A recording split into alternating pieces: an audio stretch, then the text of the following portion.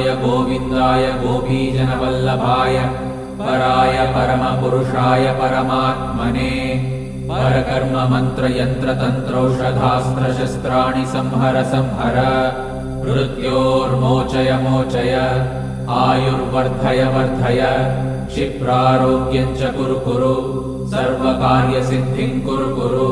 ॐ नमो भगवते महासुदर्शनाय दीप्त्रे ज्वालापरिवृताय सर्वारिष्टविनाशाय सर्वसम्पत्कराय सर्वदिक्शोभनकराय सहस्रज्वालाय परमात्मने परब्रह्मणे परञ्ज्योतिषे हुं फट् स्वाहा।